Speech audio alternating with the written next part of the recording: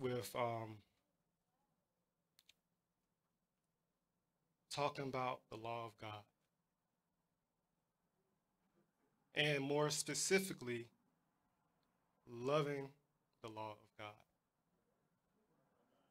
And it's not an easy thing, in my opinion, um, to cover and to talk about because it is everything. It's everything. They keep on telling me to put the mic up. um, I'm gonna do my best, so you just keep on telling me if I have to.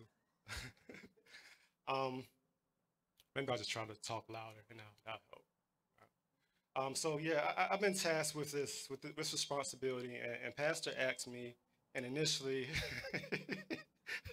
I said no, Pastor. um, but I couldn't even move after I said. I sat down, couldn't sit down, and got up and moved left and right, and I said, "Call Pastor right back." um, Am I wrong, Pastor? he said, no, you're not wrong. He just, you're showing that you care and that you want to do a good job, something to that effect. I was like, yeah. but the thing is, I know God enough that I know when it's His voice, right? And the funny thing enough is, this is all I've really been studying. So it wasn't like I really had to study like that because this is what I study almost every day. Like I'm kind of obsessed with the law of God. So the problem for me um, was more so bringing clarity to it so everyone would be able to receive it like I have received it. And the reason I'm saying like I have received it because understanding God's law will free you. It will free you. You will be able and you will be in pursuit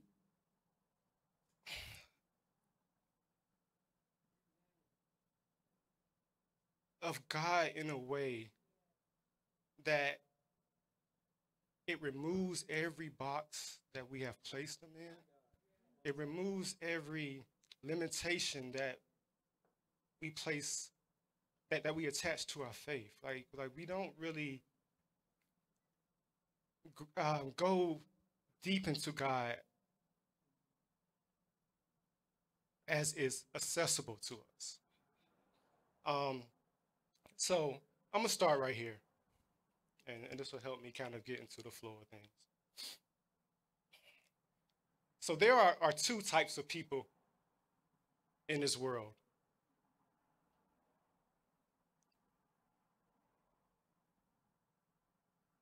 There are those who love looking and listening to beautiful things through the things that make them beautiful.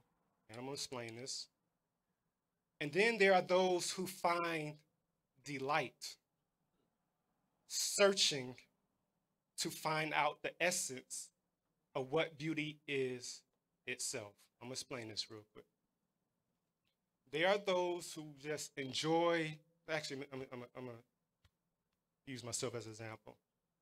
People actually, because I'm a filmmaker, because I do screenwriting, because I've been studying film since middle school, people will say, "Oh, I know you love film." And that was very true up to a certain point. Because I would study great directors, I would study great cinematographers, great writers, great novelists, great poets, and I would try to learn from them because I was in the pursuit of the beauty of film, how it has been shown through their vessels and through their and through the technology that they use, whether it be the cameras, whether it be the areas that they study, This is why I went to the school that I went to, because I wanted to learn from the best, from the greatest, right? So if you want to be the best, you have to learn from the best, right? So for a long part of my life, I was in pursuit of that. And then when I started to go into who God is, something kind of switched. And what switched was, why am I studying the beauty of film? Why am I not studying the person who makes the film itself beautiful? So I'm filming these environments and I'm filming these worlds, and I'm out here in all these places, and even in my mind, I'm telling stories and creating these stories, and I'm getting caught up in the beauty of how things look through the camera or how things sound through the speakers. But that's a beauty that's not, the origin is not in that, in what's being shot through the camera. There's a beauty that comes even beyond that and starts even before that. So here's another example. Another example is, there's some people that like listening to music, right? Like, but there's another person who likes the beauty behind the music. They want to see the origin of why this music is so beautiful, because it goes beyond just a piano. It goes beyond just the saxophone or the instrument that's being used as the vessel or the instrument for the music to come out the way it comes out to our ears. So who makes the sound? Where did that beautiful sound originate? Because it didn't really start at the saxophone. It started much further before that. Like, this is what Abraham understood, right? When his family was looking at the stars, and they're giving the praise to the stars, but he's like, hold up. Who created that star? Who has the beauty behind that beauty? So when you're studying God's law, what you're trying to do, and what the purpose of the law of God is, and when we go to Psalms 1, we're going to look at it, is to have delight in the law. That delight, what it's saying, it is saying, I want to see what makes the law beautiful. I want to know. See, a person might just flip through the scriptures, right? And they're like, okay, I want to obey God's law because I want to go to heaven and I want to live the best life as possible on this earth. And they stop right there. And that's good enough for them.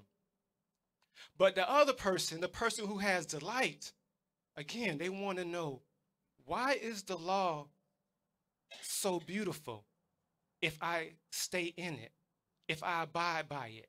It's not enough just for me just to know the boundaries of what I can and what I can't do, but why is my life beautiful if I obey the law? There's something deeper there that I need to look into that will show me the truth and the knowledge in its completeness and in its fullness. There was a rapper, and I'll keep him nameless because Pastor doesn't like him, and I understand why, because he don't like the name that he attached to himself. But he said a line that kind of speaks to this in a roundabout way, and he said, "Do you listen to music, or do you just skim through it?" And some of y'all would know who I'm talking about. And that's what it is. Like, there's the time now is for us to get past just looking at the law and saying I can't do this and I can do this, and that's it. What about it? What about that law is so great? What about that law is so beautiful? Because it's going to point you to different aspects and levels of who God is. So let's go real quick. Actually, before I even do that, let me say this. When I start my screenwriting class at the beginning of every semester, I tell them this. I say, I am, it's going to sound real arrogant when you hear it, but I say, I am the best teacher that you would ever have. I say that with a straight face. I am the best teacher that you would ever have. And it's not because I consider myself the greatest filmmaker, the greatest screenwriter, the greatest, you know, person who ever touched a film. It's not based on that. What it's based on is we talk about God. Because I think and I believe now that it's a disrespect. It's very disrespectful to talk about storytelling and not mention the greatest storyteller. To me, it's very disrespectful. And if you're trusting me to lead you to knowledge and to how to become the best cinematographer and the best screenwriter in this particular instance, then how can I not talk about the one who began it with words? It doesn't make any sense.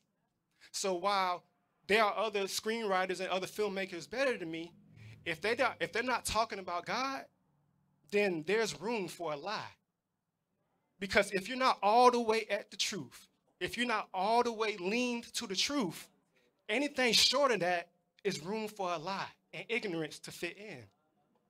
So I said boldly, I am your greatest teacher, unless someone else is teaching about God. But I haven't came across it in my studies. And I said, I was like, this is the first day of class. If you don't want to talk about spiritual, if you don't want to talk about God, if you don't want to hear about biblical aspects being included in all screenwriting, just go ahead and switch class. And I say it like that, and I've been doing like that for 3 semesters now. And every semester I get more and more bold, and God keeping me. but what it does, because I'm coming that way, and because it's storytelling, I could call out everything. I could call I mean, this is art, so y'all know you get a little bit of everything in terms of people and the types of people, and I'm calling out everything. But it sounds like it's part of the syllabus. but I'm really, but because we're leaning all the way to the truth. When you lean all the way to the truth, what can you do? Like even when they like, and this is all glory to God. Like it's getting to the point now that when we have conversations, there's tears happening. There's emails coming in.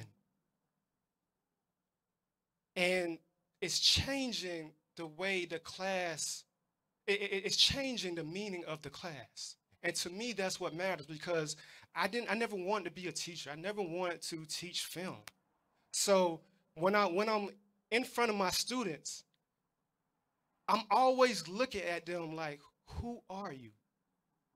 I'm always looking at them like, who are you? Because I'll get maybe 15 students, and that's really too much. It really should be like 7 to 9 students. And I'm getting 15 students, and I'm like, God, I know who I am. I know who I am.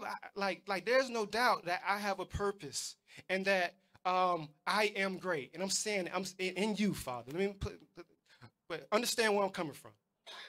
So if God has placed me here, and I know he's not wasting my time, I'm looking at every student, and I tell them, who are you? Like, you're somebody incredibly special. You're somebody incredibly special. For the God that I serve to put me in front of you for 6 months and deliver the word to you, your mission is incredible. Your mission is great. That's hot, and I believe that with all my heart. Because you're not wasting my time. I don't like my time to be wasted. So and I know that I'm going for the truth.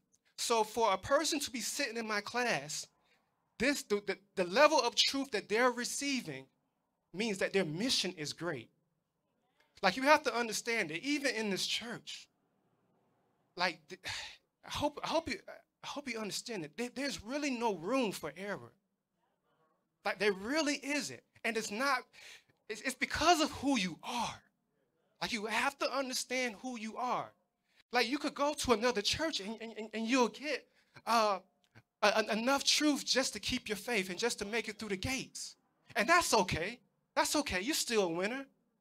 But you know, like you are because you chose correctly. But for some, the mission is different. The mission is different. So if you're hearing something that leans all the way to truth with no room for a lie, that means that your mission is great. And you have to know who you are. Like hear me, everyone, like, you didn't choose, as much as you, like, God placed you here. God placed you here. The Spirit drew you to this place. So you have to, you have to believe that, and you have to see that, because you'll start to conduct yourself differently. You'll understand why as soon as I do something, I get caught up for it. It's a perfection, it's a maturity that is needed for your walk. It is needed for who you are, and you have to see that. So let's go to Psalms chapter 1, verse 3. Excuse me.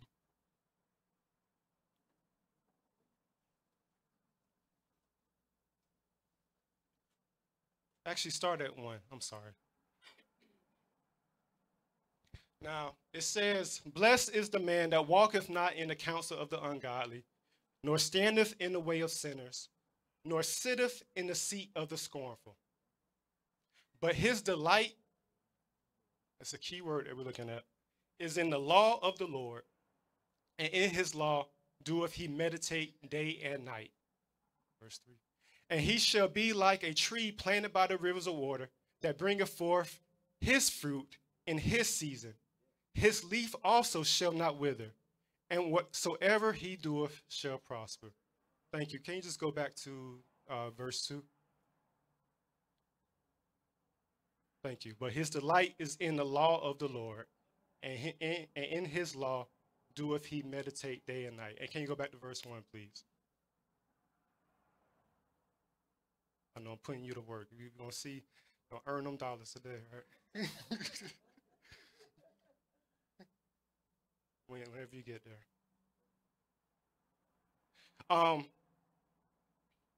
When I used to study this scripture, I used to always think, until really this past week, that it was talking about a person, a man of God, a woman of God, not hanging around these places, right? And it does mean that.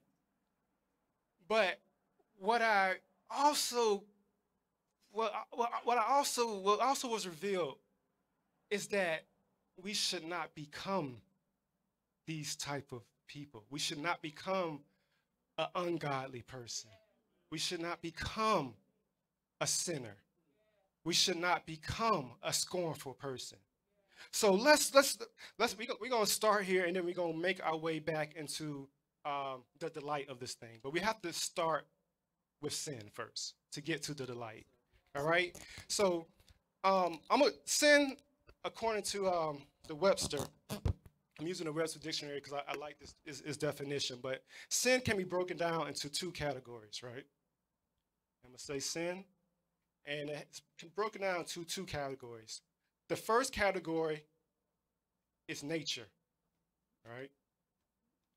And the second, according to Webster, it says actual.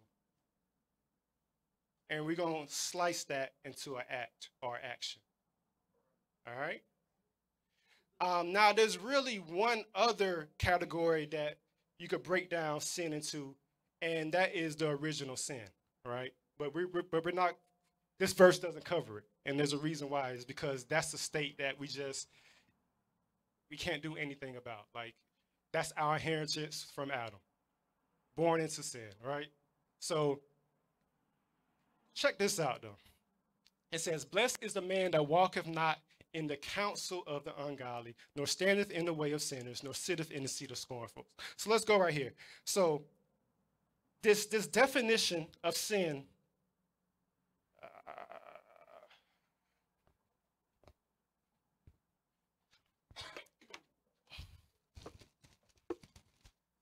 This definition of sin, according to nature, is when the moral character of man is in a continuous decline and corruption and deterioration. So right now, we are all, every single one of us, our nature is in continuous corruption. Our moral character, left unchecked, is in continuous corruption. It's in continuous decline. It's in continuous decay. All right? Now, let's look at the act. This act can be, so let's say nature is a continuous decline. All right? I work with me. I'm figuring this out. All right? And the actual now, the second definition. So nature is a continuous decline of our moral character. This actual, or the act, is this now. The voluntary departure of a moral agent from a known rule, duty, prescribed by God. This is any voluntary transgression of divine law or command. This type of sin comprehends not only action, but also neglect of known duty. So what this actual or this act of sin is down here, the key word is that it's voluntary. All right? It's voluntary. So the sinner that we see in this verse, right? This is a person that knows the divine law and violates it. They know the law, but they violate it. All right? So we got the sinner, right? The sinner is they know the law. Oh, this thing's sliding on me now. Come on. Oh, I think I know.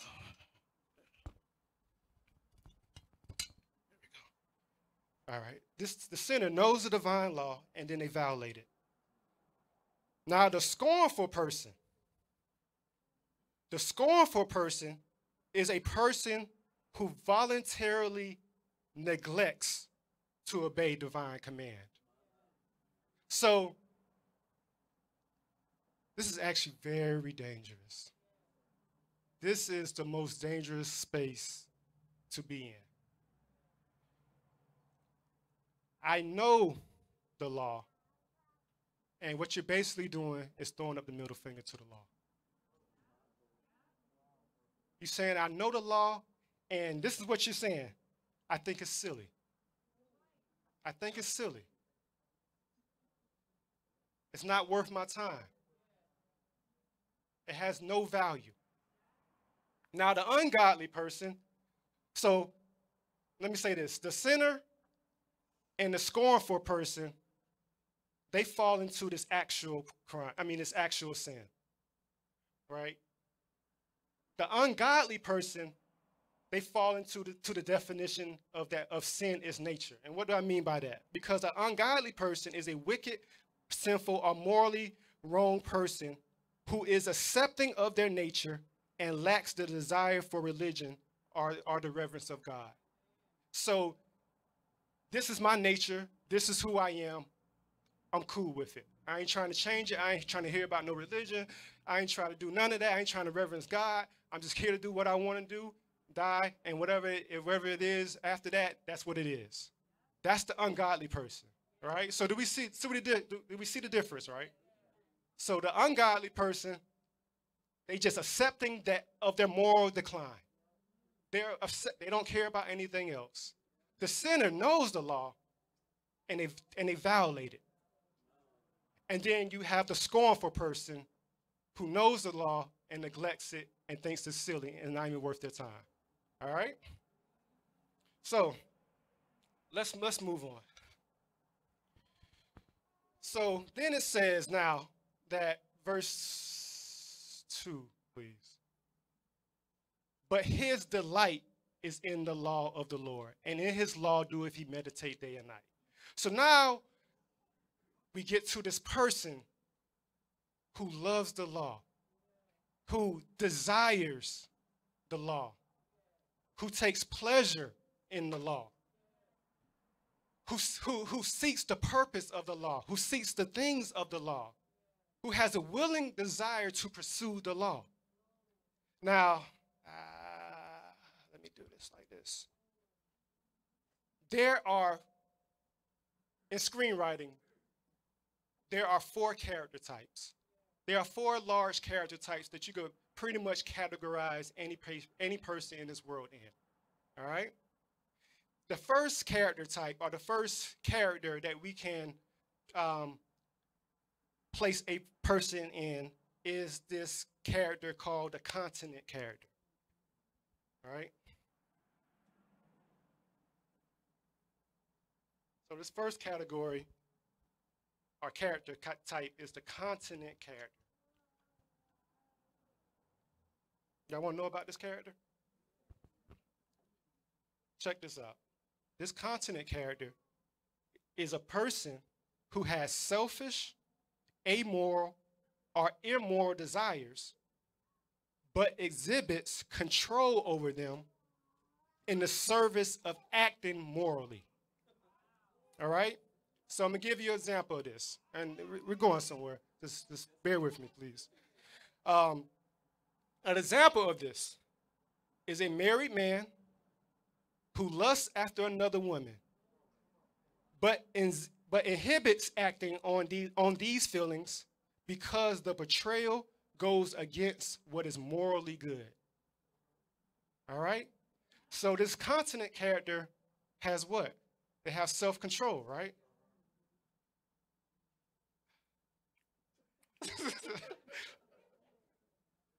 How many here desire to be a continent person? Come, no hands? But y'all waiting for the hook? Nobody wants to be. Did I read something wrong? I thought I might get. Hold on. One who has selfish, amoral, or immoral desires, but exhibits control over them in the service of acting morally. No? Okay.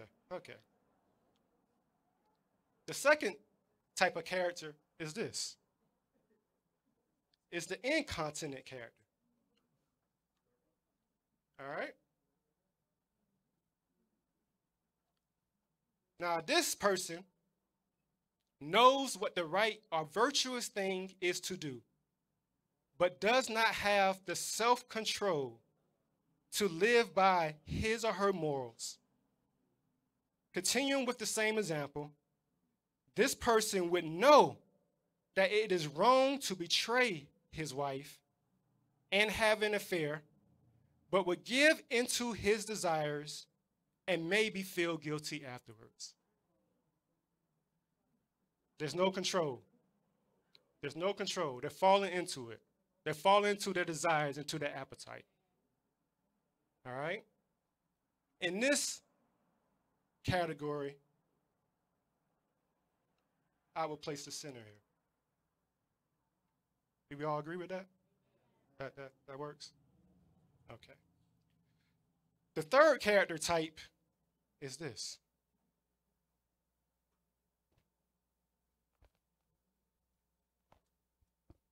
Is the vicious. It's the vicious character. This is where we get our word vice. Miami Vice. This is my vice. I have this vice. That's where the short of that word comes from. Vicious. In contrast, the vicious person feels no conflict between their desires, their urges, and their impulses, and their moral duty. There's no conflict between these two things because they have no sense of the moral good. If we use the same example from above, this individual will act on their own selfish desires and what they see as value.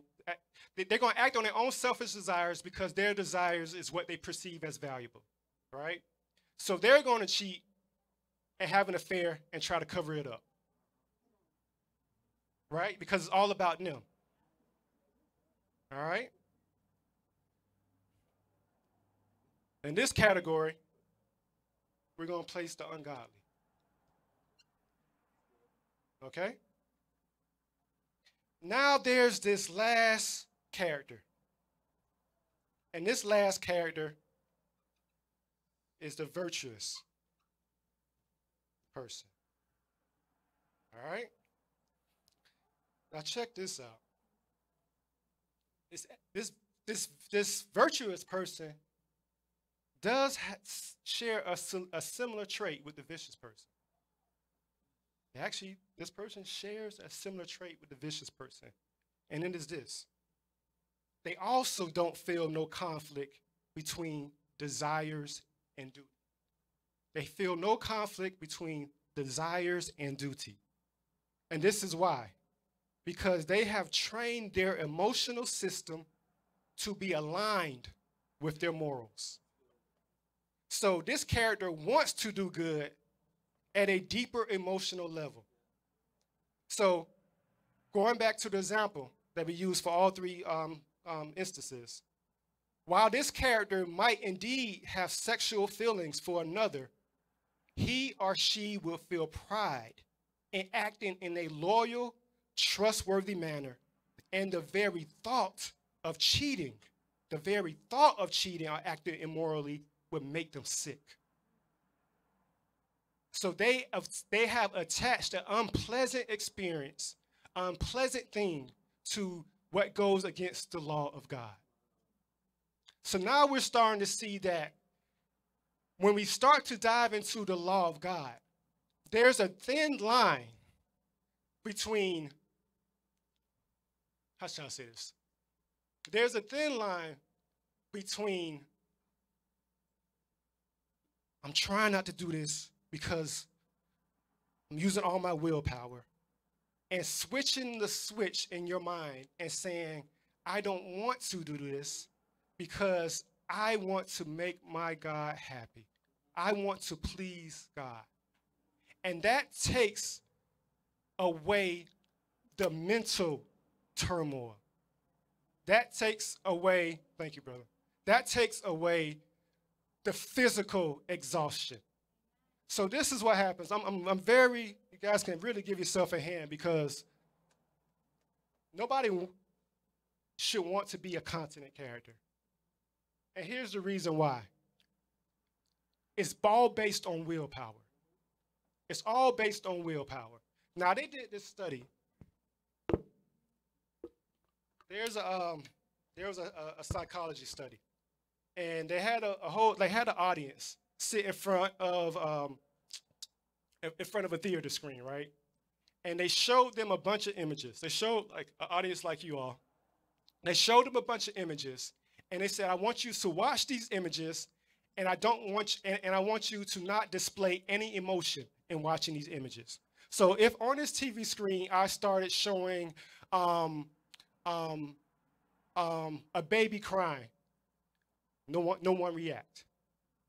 Keep your emotions neutral. If I started showing on this screen flies buzzing around a dead dog, I want you to keep your emotions in and don't react to it. If I started showing on this screen carnage and the results of war, meaning death and explosions, I don't want you to have no reaction to it, right? Everyone understand what I'm saying, right?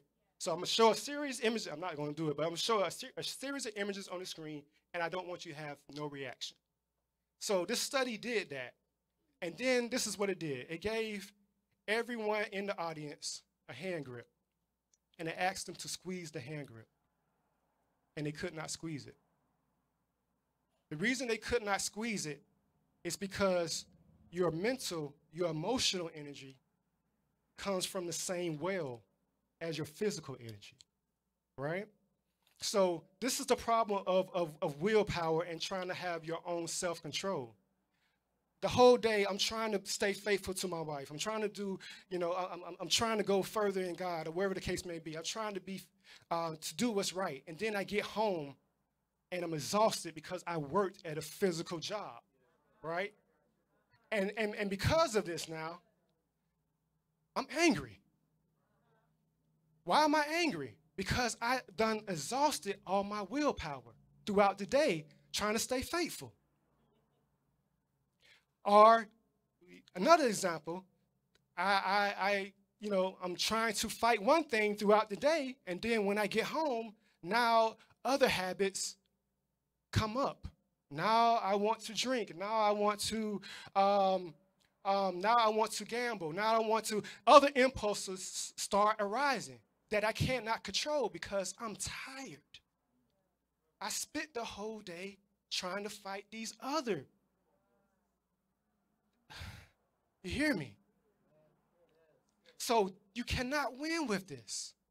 This is why a lot of us have stayed in certain places for a long time, because we've been fighting it within ourselves.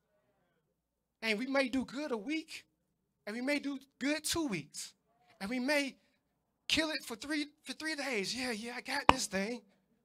And then guess what? That willpower is still draining because you have physical exhaustion. And if you don't have the physical exhaustion, you have the mental exhaustion. So this is what's happening.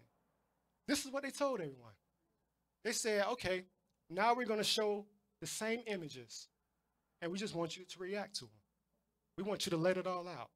Whatever you see, however your emotional response is, go ahead and don't try to suppress it. They did that, right? And they was able to squeeze it. So this is what the virtuous person understands. They're aligning their emotional system with the pleasing of God, right? And this is what this is doing. Now it's not a thing within me. It's a thing of the Spirit. That's eternal strength. That's an eternal will. So if I delight myself in the laws of the Lord, you take away the struggle. You take away the struggle to do the right thing. You have to understand this. We're trying to do this within ourselves, and you cannot win that way. So that's why this delight in the law of the Lord is a necessary aspect to grow in God, because you'll always be stuck at just faith. And why can't I go deeper in the Lord? And I do this and I mess up every day, but I'm trying, God. But you haven't learned to love God's law the way you should have. All right? It takes away the strain. So here's the last thing. So we gave a category for the sinner, and we gave a category for the ungodly person, but we didn't give a category for who? The scornful person. So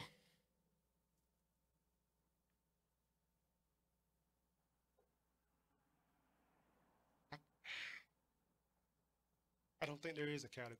And I'm going to say it like that because I searched and I asked God, and I feel comfortable in saying this, so I could not find a category for the scornful person.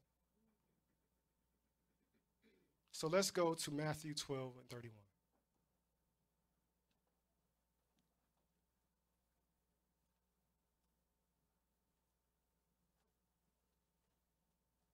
Wherefore I say unto you, all manner of sin and blasphemy shall be forgiven unto men, but the blasphemy against the Holy Ghost shall not be forgiven unto men. This scornful person, they have aligned themselves and they have become akin to Satan. Think about this. The angels are pure spirits. There's no body, right? So when Satan made a decision to go against God, that was a decision against the spirit, the essence of who he is. So he's saying to God, I think how you made me is silly. I'm throwing you the middle finger into how you made me. What can you say to that? What category can you say? This, the scornful category? When a person mocks God, when a person is a scoffer, when a person truly rejects and neglects God and they know the way, what can save you? What can save? There's no category for you. You are akin to Satan. You are like a fall, like you are in that category. Understand what you're doing. You're going beyond the realms of the body and you're going to the spirit that made you. Do you understand? This is a serious thing. Do not ever, ever, ever, ever become a scornful person. Like, this is a dangerous thing. There's no coming back from this. You're going directly against the essence of who you are. All right?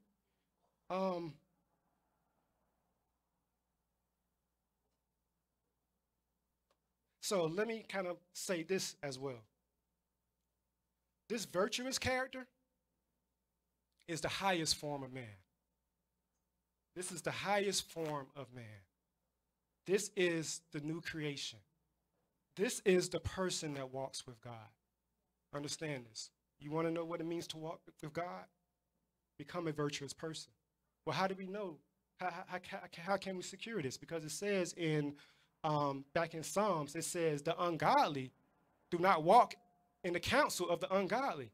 So the opposite of that is the virtuous person who walks in the counsel of God, right? So this is the category that should be all our attainment, right? This is the highest form of man, right? So let's keep it moving. I'm almost there.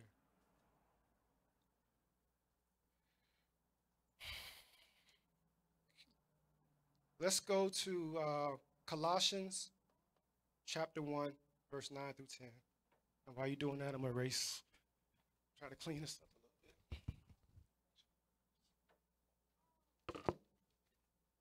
I think my wife is going to have to be my Vanna White next time. You know, just my Vanna Black. You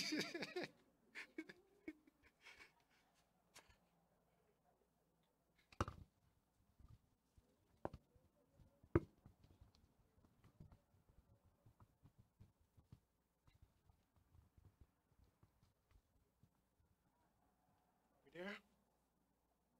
So it says, for this cause we also, since the day we have heard it, do not cease to pray for you and to desire that ye might be filled with the knowledge of his will in all wisdom and spiritual understanding, that ye might walk worthy of the Lord unto all pleasing, being fruitful in every good work and increasing in the knowledge of God.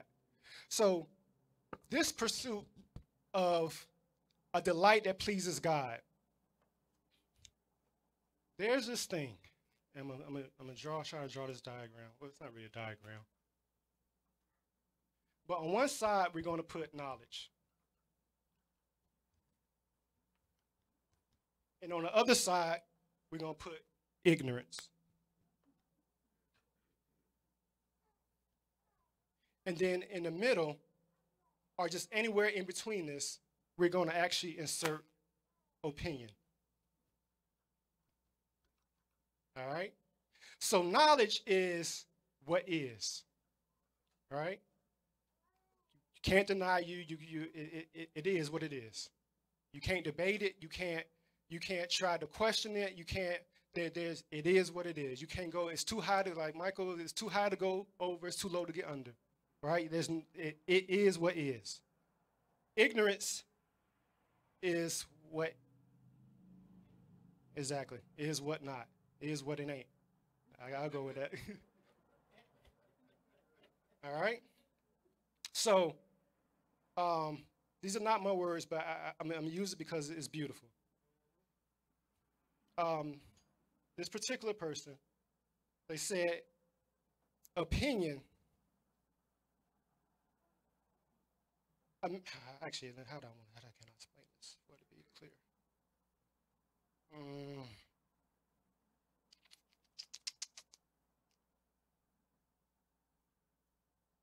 Opinion is concerned with neither knowledge nor ignorance. And so let me kind of explain this. Going back to what I was saying about teaching. Now, I'll ask my students, why are you taking my class when you could just look on YouTube, right? And you could just, listen to someone who is, giving you instruction and they know or they appear to know what they're doing. And they'll be like, well, because they don't have a degree. Or they'll be like, well, we don't know that what they say is true. Well, why don't you know it? Because they're my age and they're claiming to have all this knowledge. So where did they get this opinion from? So they'll look at me and they'll be like, so we get into the question, I'm like, why? So why did you take my class? And this is usually more of a back and forth. And they'll be like, well, I don't know. Well, you just said it. You just said I have a degree. And what does that degree prove? Well, it's supposed to prove that you learn from someone who has more knowledge than you do. All right?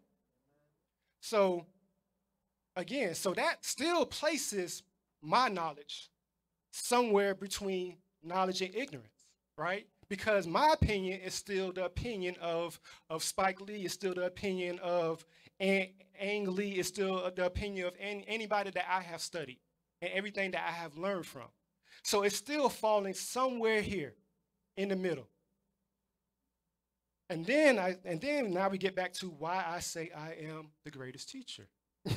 and again, I'm saying that this is more, so don't take it, I don't mean it arrogantly, I mean it just, I hope you guys are with me, all right? Like, I'm not over here just, I'm meaning in the realm of who we're going to go all the way. We cannot stop here at opinion, because opinion really is darker than knowledge, but clearer than ignorance, right? So this is what happens. Opinion is darker than knowledge, but clearer than ignorance. So this is what happens. A person is listening to the opinion of someone else, and now they can't see which way is which. It all looks the same.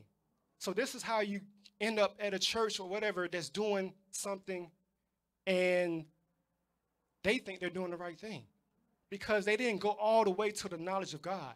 They fell short. They stopped. They didn't lean all the way to it. They started relying on opinion. And if you rely on opinion, then all the water feels good. All the water is lukewarm, man. I'm just sitting here. You need extremes in life. You need extremes in life. That's how things become clear. I know that this is hot because this is cold. So when I see that is hot, it is clear what it is. There's no confusion because it is the extreme opposite of where I'm at. But the person who sits in the middle, what is hot and what is cold? They can't see it. They cannot see it. All right? So when we're talking about knowledge and the delight in the law of the Lord, this is why you have to pursue it all the way. You can't go to opinion of someone else. You have to go to the word of God. Because if you go to opinion, you're going to end up in another religion. You're going to end up seeing God in a whole different way than what he really is. And you're going to think that is the truth. This is what happens. Let's go, and I'm almost done.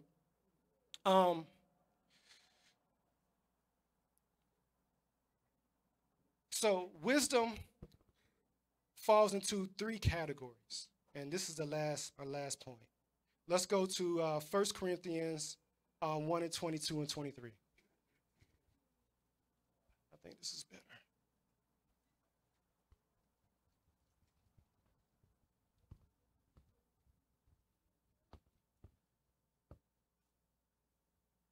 This Jewish teacher, he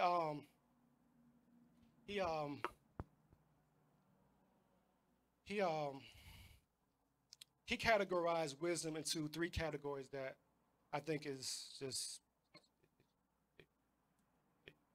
is spot on. It said, for the Jews require a sign, and the Greeks seek after wisdom, but we preach Christ crucified. Unto the Jews a stumbling block, and in 2 Greeks, foolishness. That's actually good. Can you go back to to verse 22? Thank you. So here's the 3 categories of wisdom.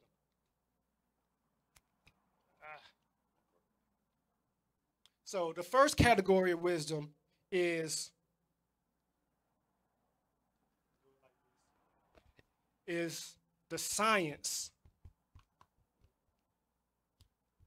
of nature. In this category, we're going to place everything that deals with earth and the properties of the material body. We're going to place everything that deals with earth and the material body in this category, right?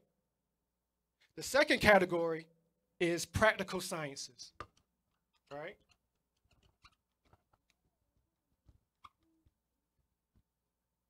In this category, this comprises of, arithmetic, engineering, astronomy, music, right? And then this last category is the science of theology. All right? So what's happening here? This is the lowest form of science. This first category is the lowest form of science. And then this category is the highest form of science, right? And this is what's happening. I grew up, I told you guys this before, I grew up kind of reading a lot of philosophy, whatever the case may be. And it always blew my mind, how can there be so much wisdom, but they still fall short of God? I never understood, because they will be talking about godly principles, but the credit never goes to God. And you'll see, and then this is what's happening. The Jews, they're stuck in the lowest category. They got to see a sign. This is what's happening right now, right? I need a rock. I need crystals. I need something that speaks to happiness at the lowest level. And I'm looking for God at the lowest level. And now I'm getting caught up in all these other things, because look, if we go back to that diagram of ignorance and knowledge, you're all the way over here with ignorance. So does that rock have some truth? Does that crystal have some truth? Well, yes, it does, because it's created by God. But it's not all the truth. Why? Because you're at the lowest level. You're not going directly to the knowledge of God. Then we go to the Greeks. The Greeks are seeking after what? They're after wisdom. They're seeking after wisdom. So this is what happens. This is what happened to Plato and Socrates and all. Like they know how to be a stoic. Like they know how to capture self-control, if you will, but they still don't know anything about God. So this is what happened. The person in this category is looking at the stars, going to astronomy, going to tarot cards, going to all these things of the occult. We're going to all this numerology, right? And they're still falling short of God. They're falling further into darkness. Why? Because, again, even though it's closer to God, it's still short of God. It's not all the way to the knowledge of God. And then this is what happens. God is saying, come over here to the science of theology. But we preach Christ crucified. But this is a stumbling block to the man that's looking for a sign. And then it's what? And to a Greek man, it's foolishness. But I'm going to end right here. And this is the last point. If we look at Matthew 4 and 3, we see that Jesus was actually tempted in every category. He checked the mark in every category.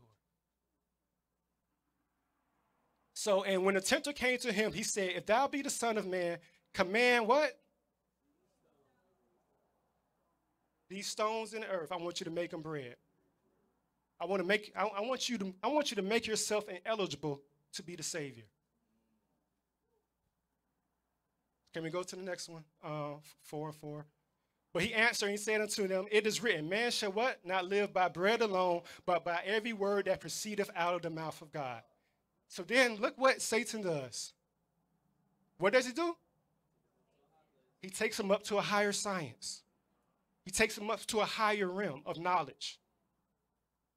And what? He said of him on what? A pinnacle of the temple, and saith unto him, if thou be the Son of God, cast thyself down. What? Defy gravity. Defy gravity.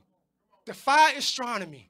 Defy all these sciences. For it's written, he shall give his angels charge concerning thee, and in their hands they shall bear thee up, lest at any time thou dash thy foot against a stone. Back on his nature.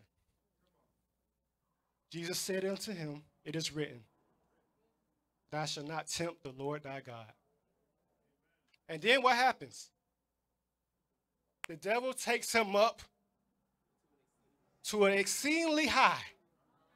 He takes him all the way up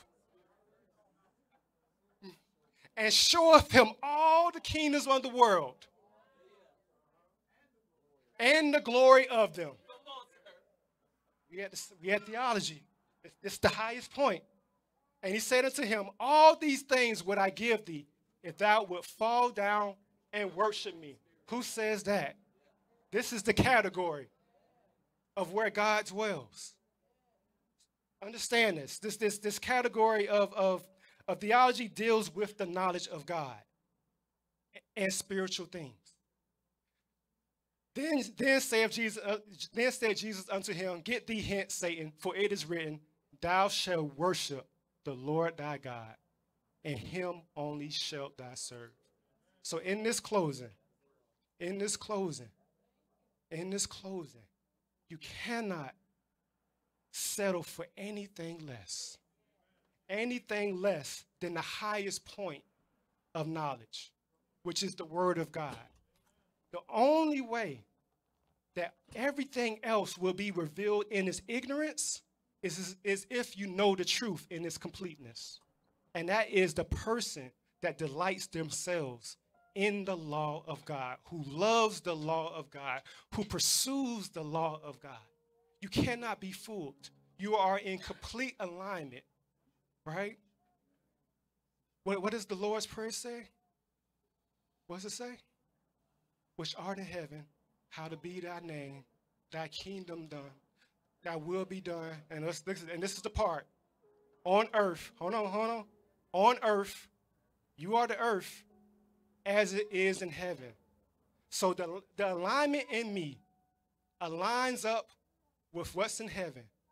And all power and authority that Jesus left and the Spirit of God has made accessible to us, we are able to attain, because we are in complete alignment with God.